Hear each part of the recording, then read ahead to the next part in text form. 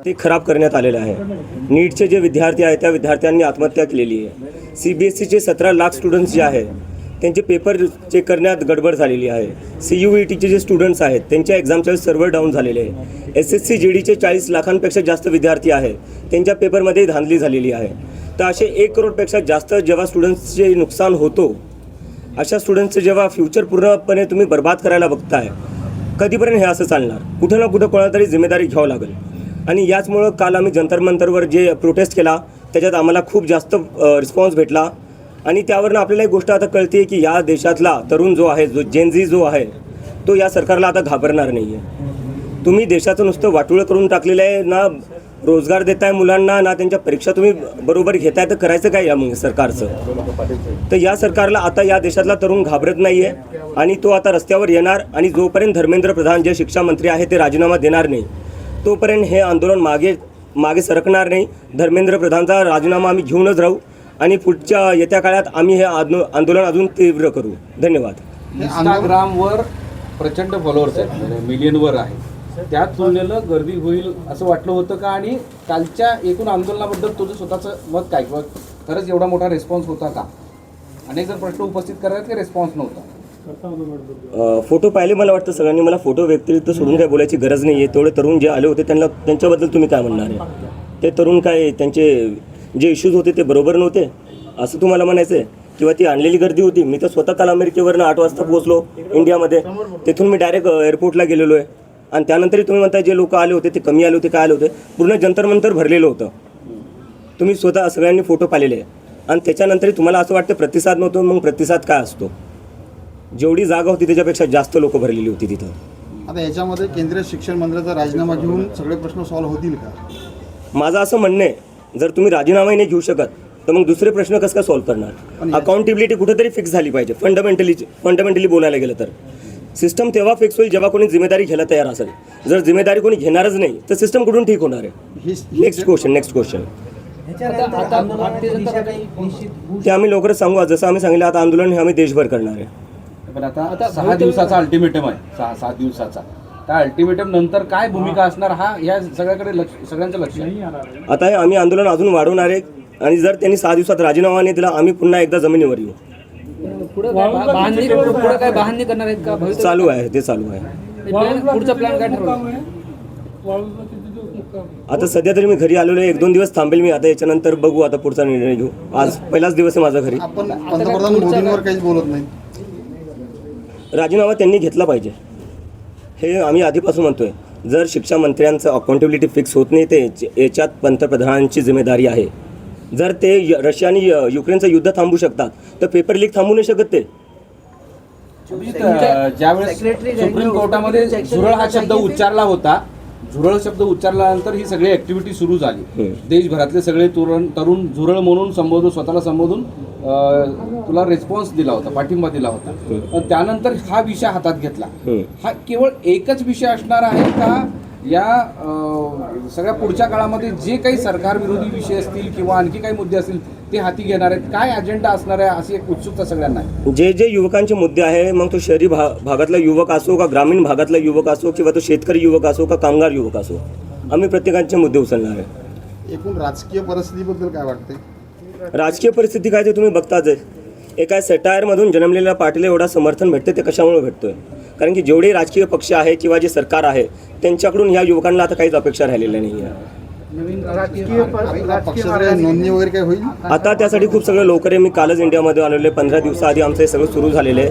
तर आता त्यावर काही बोलणं खूप लवकर असेल. आम्ही ज्या लोकांनी आम्हाला सपोर्ट दिला आहे, ज्यांनी आमची मेंबरशिप घेतलेली आहे, त्या लोकांशी आम्ही संवाद करू, डायलॉग करू. त्यांचे जे काही सजेशन्स, आयडियाज आणि इनपुट असतील त्यानंतर आम्ही आमचा पुढचा मार्ग आणि डिसिजन घेऊ. आता एक विरोधक म्हणून टीका पण केली जाते. त्या सत्ताधारी कोण असेल किंवा आणखी कोणी असेल ते टीका पण करतात वेगवेगळ्या मार्गाने. मग बांगलादेश, पाकिस्तानचा विषय, परदेशात तू राहतो, त्याचबरोबर तुला सरकार विरोधी अजेंडा, असे वेगवेगळे आता तू वाचलाच असतील, तर त्याबद्दल काय मत? माझ्यावर जे टीका केल्या त्या केल्या, ठीक आहे. आज मी तुमच्यासमोर बसलेलो आहे, भारतात बसलेलो आहे. काल मी प्रदर्शन केलं. तुम्ही एका पाकिस्तानीला मग दिल्लीत प्रदर्शन करू देता हे म्हणायचं आहे तुम्हाला? आणि दुसरी गोष्ट माझ्यावर टीका करताय, ठीक आहे. वेदांत नावाचा 17 वर्षाचा स्टुडंट CBSEचा, त्याला या सरकार आणि मीडिया, जे मेनस्ट्रीम मीडिया आहे त्यांनी पाकिस्तानी म्हणलेले. जो मुलगा 17 वर्षाचा आहे त्याचं फक्त एकच काम होतं, मेहनत करायची आणि परीक्षा द्यायची. त्यांनी परीक्षा दिली. परीक्षामध्ये त्याला जेव्हा कळलं की त्याची मार्कशीट चुकीची चेक झाली, तो कारभार त्यांनी उघड आणला, तेव्हा तुम्ही त्याला पाकिस्तानी म्हणले. या देशात तुम्ही कोणाला पाकिस्तानी म्हणणार आहे? त्या वेदांतला तुम्ही पाकिस्तानी म्हणताय, जो एक CBSEचा स्टुडंट आहे. मला तुम्ही पाकिस्तानी म्हणताय. तुम्ही काही पत्रकारांना पाकिस्तानी म्हणतात, तुम्ही विरोधकांना पाकिस्तानी म्हणता. मग आहे कोण? भारतीय आहे कोण? फक्त भाजपवाले आणि IT सेलवाले भारतीय आहेत का? आणि आम्ही सगळे पाकिस्तानी? कधीपर्यंत चालणार आहे? तुम्ही तुमची जिम्मेदारी नीट करा, तुम्ही तुमची कामं नीट करा. आम्हाला काय बोलायची गरज पडणार आहे? तुम्ही अमेरिकेत आता परत जाणार आहात का? नाही, मी अमेरिकेत जाणार नाही. आता मी इथं सगळं जाणार. आंदोलन उभं राहिले काय दडपण आहे म्हणावं? काय हे सगळं आंदोलन उभं राहिले, प्रतिसाद मिळतोय, दडपण आहे म्हणावं? दडपणीच जिम्मेदारी आहे. युवकांचा प्रतिसाद चांगला आहे, पण जे उच्चारवंत वगैरे अशा लोकांचा काही प्रतिसाद आपल्याला मिळतो, जसं प्रकाश राज वगैरे आपण एकत्रित केले. हो, सोनम वांगचूकपेक्षा मोठं कोण असू शकतं? प्रतिसाद विश्वंभर चौधरी, अंजली दामनिया, काल त्यांनी समर्थन दिलेलं आहे. तर असे अजून लोक आमच्याशी जुडत आहेत. प्रशांत भूषण, संजय हेगडे जे सुप्रीम कोर्टचे लॉयर आहे, तेही आमच्यासोबत जुडत आहेत. बरं, त्याला जोडण्याचं असं आहे की इतर जे विरोधातले पक्ष आहेत काँग्रेससारखे, ते उघडपणे पाठिंबा देताना दिसत नाहीत. काही संपर्क झालाय का या काळात? नाही, काही संपर्क नाही झाला. जर ते संपर्क केला, त्यांनी ते पाठिंबा दिला तर घेऊ इच्छितो. ज्यांना युवकांच्या मुद्द्यावर आम्हाला पाठिंबा द्यायचा आहे त्यांनी आम्हाला पाठिंबा देऊ शकतात. कारण की आम्ही कोणा एका पक्षासाठी करत नाही आहे, आम्ही युवकांसाठी करतो आहे. आणि ज्यांना युवकांची काळजी आहे ते आम्हाला पाठिंबा देऊ शकतात. आपला माजी पक्ष आहे आम आदमी पार्टी, तर त्यांनी काय पाठिंबा वगैरे दिला किंवा त्यांच्या काही संपर्कात आहेत आपण? संपर्कात नाही आहे, पण मी जसं आधी म्हणलं, ज्या पक्षांना किंवा लोकांना युवकांची काळजी आहे आणि युवकांच्या मुद्द्यांवर थोडंफार काही वाटत असेल त्यांना, तर त्यांनी आम्हाला समर्थन द्यावं. कारण की आमची जी पूर्ण मूव्हमेंट आहे ती सगळे जे युवक आहे ज्यांच्यासोबत शिक्षणात काही चांगलं होत नाही आहे, शिक्षण व्यवस्था आपली कोलॅप्स झाली आहे, बेरोजगारी आपल्या देशात मागच्या 40 वर्षात सगळ्यात जास्त आहे. आज आपल्या देशात 50 लाख ग्रॅज्युएट दरवर्षी निघतात. त्या 50 लाख ग्रॅज्युएटपैकी फक्त 20 लाख ग्रॅज्युएट्सला नोकरी भेटते, बाकीचे 30 लाख जे ग्रॅज्युएट्स आहेत त्यांना नोकरी भेटत नाही. तर या मुद्द्यावर ज्यांना आवाज उठवायचा आहे आणि ज्यांना समर्थन द्यायचं आहे ते आम्हाला समर्थन देऊ शकतात. केजरीवालांनी काही संपर्क? नाही, आता या मुवमेंटचं काही पॉलिटिकलमध्ये परिवर्तन होईल? ही पॉलिटिकलच मूव्हमेंट आहे सर. या देशात प्रत्येक गोष्ट पॉलिटिकल आहे. पॉलिटिकल फक्त 5 वर्षातून एकदा मत देणं म्हणजे पॉलिटिक्स नसतं. पॉलिटिक्स म्हणजे तुम्हाला 5 वर्ष ज्यांना मत दिले त्यांना प्रश्न विचारणं पॉलिटिक्स असतं. तर हे पॉलिटिकलच आहे. आपण मतदानाच्या पॉलिटिक्समध्ये उतरणार? ते मी जसं तुम्हाला थोड्या वेळ आधी सांगितलं, खूप लवकर ते सगळं बोलायला 15 दिवस झाले. कालच्या भाषणात पण म्हणालं होतं की भीती, आणि प्रत्येकाच्या मनात भीती आहे की रस्त्यावर उतरलं तर काय होईल, आपण आंदोलन केलं तर काय होईल. ती भीती अजूनही मनात आहे का? पुढं या भीतीला सगळं दूर करून पुढं एक संघ मला काल वाटतं की युवकांनी उत्तर दिलेलं आहे, ते आता घाबरत नाही. आणि त्यामुळेच काल जंतर मंतरवर आपण एवढी गर्दी पाहिली, पूर्ण जंतर मंतर भरून गेलं होतं. ते एक मेसेज होता की आजचा तरुण आता घाबरणार नाही या सरकारला. याला जोडूनच एक प्रश्न आहे. काल तुम्ही आंदोलनात पण बोललात की आईवडिलांच्या मनात भीती आहे. आता तुमची आणि आईवडिलांची भेट झाली आहे, तर ती भीती दूर झाली काय वाटतं? नाही, माझ्या आईवडिलांना भीती वाटतेच थोडीफार. मी त्यांना सांगतो घाबरायची गरज नाही, कारण की आता मी एकटा नाही, लाखो तरुण माझ्यासोबत जुडलेले आहेत. काय जंतर मंतरवर इतके हजारो तरुण आलेले होते. आणि जे काही आईवडील बघत असतील, मी त्यांना सांगू एक मेसेज त्यांच्यासाठी आहे. मला माहिती आहे जेव्हा तुमचे लेकरं काही राजकारणावर बोलत असतील किंवा सरकारला प्रश्न विचारत असतील तेव्हा तुम्हाला भीती वाटत असेल. तुम्ही लेकरांना सांगत असाल की काही बोलू नको, तुझ्यावर केस करतील किंवा तुझ्यावर काही आरोप लावतील किंवा तुला आत टाकतील. घाबरू नका तुम्ही घाबरतात ह्या सरकारला प्रश्न नाही विचारत. त्यामुळे आज नीट CBSE सारख्या भानगडी होत आहेत आणि त्यामुळे आपल्या लेकरांचं जे भविष्य आहे ते उद्ध्वस्त होतं आहे. जोपर्यंत आपण प्रश्न विचारणार नाही, जोपर्यंत आपले जे मुलं आहेत ते बोलणार नाही, तोपर्यंत हे सिस्टम काही नीट होणार नाही. सिस्टम नीट करायचं म्हणजे आधी आवाज उठवावाच लागेल.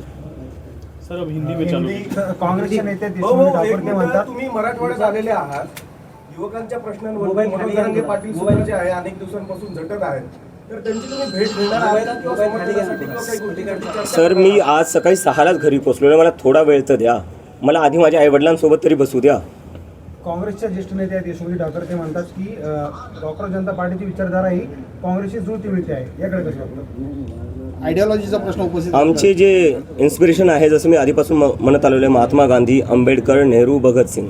आणि मला वाटतं ही आयडिओलॉजी कुठल्या एका पार्टीची नाही आहे किंवा कुठल्या एका माणसाची नाही आहे. देशात आपले सगळेच असे महाराष्ट्रच बघायला गेला तर सगळ्यात जास्त प्रोग्रेसिव्ह लिबरल आपला महाराष्ट्रच आहे. ती आयडिओलॉजी तर मला वाटतं सगळ्या महाराष्ट्राचीच असू पण शकते. या पुढच्या काळात देशभराचा दौरा करणार आता? त्याच्यावर आम्ही हे विचार करतोय आणि लवकरच कळू आम्ही. लवकरच कळू. आपने 7 दिन का अल्टीमेटम दिया है सरकार को धर्मेंद्र प्रधान के इस्तीफे के लिए. अगर वो अल्टीमेटम पूरा नहीं होता है, वो इस्तीफा नहीं देते, तो फिर आप क्या करेंगे? हम फिर से आंदोलन शुरू करेंगे और फिर से हम अपना धरना देंगे. धर्मेंद्र प्रधान जी का इस्तीफा देने से क्या प्रॉब्लम सॉल्व होगा? क्या सेंट्रल गवर्नमेंट ने इसमें और स्टेप्स इनिशिएट करने की जरूरत है, क्योंकि एजुकेशन जनरेशंस पे इम्पैक्ट करता है, एक पीढ़ी पे। मैं आपसे पूछना चाहता हूँ, एक मेरा सीधा क्वेश्चन है, सिस्टम कैसे ठीक होगा जब कोई जिम्मेदारी लेने को तैयार नहीं है? आप बताइए मुझे, पहले जिम्मेदारी तो लेनी पड़ेगी ना। कल को आप किसी कंपनी में काम करते हो, उस कंपनी में नुकसान हो रहा है उस कंपनी का आपकी वजह से, क्या वो नुकसान फ़ायदे में बदल सकता है जब तक आप रिज़ाइन ना करो? और ये कौन सा है, मतलब कोई भी प्राइवेट जॉब देख लीजिए आप कहीं प्राइवेट जॉब करने जाओगे, आपसे एक गलती हो जाए, दो गलती हो जाए, आपको जॉब से निकाल देंगे। यहाँ हर रोज़ पेपर लीक हो रहे हैं, देश में कौन सा एक सरकारी पेपर है जो लीक नहीं हो रहा है? उसके बाद भी कोई रेजिग्नेशन नहीं आ रहा है। तो जब तक रेजिग्नेशन नहीं आता तो कैसे मान सकते सिस्टम ठीक होगा? पहले रेजिग्नेशन तो देकर दिखाओ, हमें बताओ तो कि आप गलती मानने के लिए तैयार हो। आप गलती ही नहीं मानने को तैयार हो। आपण भाजपचे जे धर्मेंद्र प्रधान आहे तर त्यांचे जे सेक्रेटरी आपण त्यांना पण धारेवरती धरणार का? कारण की जर बघायला गेलं तर मंत्री दर 5 वर्षाला बदलत राहतात, पण सेक्रेटरी फिक्स असतो, प्लॅन पण नाही का एक्झिक्युटिव्ह सेक्रेटरी थ्रू होतो, तर आपण त्यांना पण धरलं पाहिजे. छोट्या मासांना पकडून काय अर्थ आहे? आपको हर तरफ से ते वरती कोण बसले, त्यांना ऑर्डर कोण देते?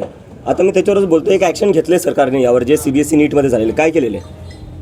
ट्रान्सफर केले ऑफिसर्सचे, सस्पेन्शन पण नाही, नुसतं ट्रान्सफर केलेले. 6-7 स्टुडंट्सनी आत्महत्या केलेली आहे, त्याच्यावर सरकारचं ॲक्शन काय? ट्रान्सफर. सस्पेन्शन पण जमलं नाही तुम्हाला. म्हणजे या देशात जे स्टुडंट्स आहेत त्यांच्या लाईफची व्हॅल्यू एवढी कमी आहे की तुम्ही सस्पेंडही नाही करू शकत अधिकाऱ्यांना. आम्ही तर राजीनामा म्हणतोय, राजीनाम्याशिवाय कमी काही मंजूरच नाही आहे. तुम्ही नुसतं ट्रान्सफर केले, काय लायकी ठेवली त्या स्टुडंट्सनी ज्यांनी आत्महत्या केली आहे? काय वाटत असेल आज त्यांच्या आईवडिलांना हे सगळं पाहून? कल सोशल मीडिया पे कई लोगों का कहना था कि गर्दी कम थी और आपके लिए पाकिस्तानी लफ्ज़ का भी इस्तेमाल हो रहा है, इसके बारे में आप क्या कहें? मैं ये पहले बोल चुका हूँ, भीड़ कहाँ से कम थी, फ़ोटोज़ देख लीजिए आप जाकर, पूरा जंतर मंतर भरा हुआ था। कुछ लोग आ गए थे जो धरना शुरू होने से पहले ही फ़ोटो निकाल कर चले गए और दिखा दिया कि देखो भीड़ है। अरे शुरू ही नहीं हुआ था, मैं खुद वहाँ नहीं पहुँचा था, जब मैं चला गया तब तो पूरा भरा हुआ था। और किसको पाकिस्तानी कहोगे आप? स्टूडेंट्स को पाकिस्तानी कहोगे, मुझे पाकिस्तानी कहोगे, अपोजिशन को पाकिस्तानी कहोगे, आप जैसे पत्रकारों को पाकिस्तानी कहेंगे जो सरकार से सवाल पूछते हैं। तो भारतीय है कौन, इंडियन है कौन? बस IT सेल वाले। क्या लगा रखा है इस देश में? एजुकेशन मिनिस्टर के इस्तीफे के बाद आपकी क्या डिमांड्स रहेंगी आगे? हम उसके लिए पूरा एजेंडा प्रिपेयर करें, जिस पर हम जाकर बताएंगे कि एजुकेशन में क्या क्या, किस तरीके से पूरा एजुकेशन सिस्टम फिक्स हो सकता है। और बात वही तक नहीं है, इस देश में एम्प्लॉयमेंट की भी बहुत ज़रूरी है। हम देख रहे हैं 10-12 साल में, जो पिछले 10-12 साल में जो इंडिया का पॉलिटिक्स रहा है, हिंदू मुस्लिम कर रहे हैं। उस हिंदू मुस्लिम से किसी को जॉब नहीं मिल रही है, उस हिंदू मुस्लिम से किसी की एग्ज़ाम अच्छी नहीं जा रही है। तो वो सारा फोकस बदलना पड़ेगा, सरकार का जो प्रायोरिटी वो बदलना पड़ेगा, फोकस बदलना पड़ेगा। जब एम्प्लॉयमेंट की बात होगी, जब एजुकेशन की बात होगी, तब कहाँ जाकर ये देश सच में प्रोग्रेस कर सकता है। क्या आपको लगता है कि जेंजीज की वजह से जो नियर बाय कंट्रीज है वहाँ पर रेवोल्यूशन हुआ है, तो इंडिया में भी हो सकता है? नियर बाय कंट्री से मैं कंपेयर नहीं करना चाहूँगा, क्योंकि मैं देख रहा हूँ कि एक इकोसिस्टम है सरकार का, एक नैरेटिव चल रहा है जो बार बार बांग्लादेश में जो हुआ, नेपाल में जो हुआ, उससे हमें कंपेयर करके बोले जा रहे हैं कि ये लोग देश में तबाही मचाना चाहते। कल देख लिया, कल जंतर मंतर पर पूरा भरा हुआ था, इतनी भीड़ थी, कहीं पर भी कुछ नहीं हुआ, एकदम शांतिपूर्ण तरीके से प्रदर्शन हुआ। कल हमने दिखा दिया है कि ये प्रदर्शन हम शांतिपूर्ण तरीके से ही करेंगे और करके दिखाया है हमने, और आगे जाकर इससे भी बड़ा प्रदर्शन होगा जो पूरा शांतिपूर्ण होगा। संभाजी नगर में भी कोई आंदोलन होगा? बिल्कुल होगा, मैं जल्दी तय करूँगा उस पर। देशी राजनीतिक पार्टी के लोगों से, बड़े नेताओं से कोई बातचीत हुई है इस बारे बिल्कुल में? नहीं, आप किसी से मिलने बिल्कुल वाले हैं? नहीं। कोई आपसे मिलने वाला? मैं सीधा अपने घर पर आया हूँ, एयरपोर्ट से मैं गया जंतर मंतर से मैं गया एयरपोर्ट, मुंबई लैंड हुआ, सुबह यहाँ पहुँचा, सुबह बाय रोड में यहाँ पहुँचा। अगर कोई इच्छा व्यक्त करता है आपसे मिलने की या आगे बात करने की तो? नहीं, ये जैसे ही मैंने पहले बताया, ये पूरा मूवमेंट जो है वो युवाओं का मूवमेंट है, इट्स फॉर द जेन जी, और उन लोगों का सभी पार्टियों से भरोसा उठ चुका है। तो जिन लोगों को हमें समर्थन देना है वो बाहर से समर्थन दे सकते हैं, लेकिन हम खुद किसी से भी असोसिएटेड नहीं होंगे, ये मैं बात क्लियर कर देता हूँ। महाराष्ट्राचे मुख्यमंत्री आहेत देवेंद्र फडणवीस यांनी बाईट देताना सांगितलं, आता थोड्या वेळापूर्वी काल सांगितलं की अराजकतावादी चेहरा आणि मनसुबे या आंदोलनातून उघड झाले आहेत। बरं, काय अराजक चेहरा म्हणजे काय? अराजकतावादी चेहरा आणि मनसुबे येतो मी त्याच्यावर। आंबेडकरांचं पुस्तक घेऊन गेलो होतो मी, त्यांना म्हणायचं जे आंबेडकरांना फॉलो करतात ते अराजक असतात। जे भीमचे घोषणा देत होतो मी, त्यांना हे म्हणायचं जे भीमच्या घोषणा अराजकता आहे। देवेंद्र फडणवीस जे आपले मुख्यमंत्री आहेत त्यांनी थोडा ना विचार करावा। ते UPचे मुख्यमंत्री नाही, ते महाराष्ट्राचे मुख्यमंत्री आहे, जो महाराष्ट्र प्रोग्रेसिव्ह आहे, सेक्युलर आहे, पुरोगामी विचारांचा आहे। ते कसं काय जे आंबेडकरांचे पुस्तक घेऊन चालतायत, जे भीमचे घोषणा देत आहेत, त्यांना कसं काय ते अराजक म्हणू शकतात? मला लाज वाटते जे स्टेटमेंट आले त्यावरनं. काँग्रेस जनता पार्टीचे वाळूज महानगर हेड ऑफिस राहील म्हणजे राष्ट्रीय कार्यालय. प्रयत्न करू बेस बनवायचा इथे. तुम्हाला आता तुमच्याकडे जंतर मंतर में जो लोग आए थे, जो बच्चे आए थे, जो यूथ आया था, ये देश के किस किस कोने से आया था? आपने कुछ इसको एनालाइज किया है, कुछ स्टडी किया कल है? जो मैंने टी शर्ट पहनी थी वहाँ पर Indian jersey, Indian cricket team की, वो एक लड़का आया था सिक्किम से, 1500 किलोमीटर दूर से आया था. एक लड़का आया था केरला से, वो भी बोल रहा था सर मैं केरला से आया हूँ, बहुत दूर से आया हूँ, आपसे बस 2 मिनट बात करनी थी. तो मैंने बात कर ली उससे. कुछ लोग आए थे उड़ीसा से, कुछ लोग आए थे बंगाल से, राजस्थान से लोग थे, गुजरात से लोग थे, महाराष्ट्र से, तो मतलब पूरी टीम में मेरे जितने भी दोस्त थे पुराने वो सारे वहाँ पर ही थे. तो पूरे देश भर से लोग आए थे. कश्मीर से भी एक दोस्त मिला था मुझे, वो भी आया हुआ था. आपका जो ये पक्ष है वो एक मूवमेंट के लिए ही सीमित रहेगा या आगे और भी इसके कुछ आएंगे? आप राजनीति में उतरेंगे, अपना अलग से पक्ष बनाएंगे? जैसे मैंने कहा कि राजनीति को बस अपना इलेक्शन की तरफ मत देखिए. इस देश का जो नुकसान हो रहा है ना, वो इसलिए हो रहा है क्योंकि आप लोगों ने ना राजनीति को बस इलेक्शन तक ही लिमिटेड रख दिया है. 5 साल में एक बार इलेक्शन करवा दो, उसके बाद सब भूल जाओ क्या हो रहा है क्या नहीं हो रहा है. फिर सब बिक जाते हैं, एक यहाँ बैठ जाता है, एक उसके पास बैठ जाता है, खरीद फरोख्त चलती रहती है अगले 5 साल. तो ये सब नहीं करना है हमें मुद्दे की राजनीति करनी है. कहीं ना कहीं आपको टारगेट किया जा रहा है तो पक्षाची नोंदणी आपके करणार आहात का पेरेंट्स को कुठे? डर है एक मिनिट. कहीं ना कहीं आपको नोंदणी टारगेट कुठं- कर रहे हैं तो आपके पेरेंट्स को भी डर है कि आपको कहीं जेल में डाल देंगे. मैं मेरे पेरेंट्स को बता कर आया था जब मैं यूएसए से बैठा था फ्लाइट में कि मैं तो इसलिए आ रहा हूँ, मैं मेंटली प्रिपेयर हूँ जेल जाने के लिए. अगर मैं जेल जाता हूँ आप चिंता मत करना, क्योंकि इस देश में किसी ना किसी को तो आवाज़ उठानी पड़ेगी और कल मैं उसके लिए तैयार था. अभिजित, हे काँग्रेस जनता पार्टीची काही नोंदणी केली जाणार आहे का? ते मी सर तुम्हाला मी आता हे 3-4 वेळेस म्हणतोय. 15 दिवस झाले आम्हाला, 15-16 दिवस झालेले.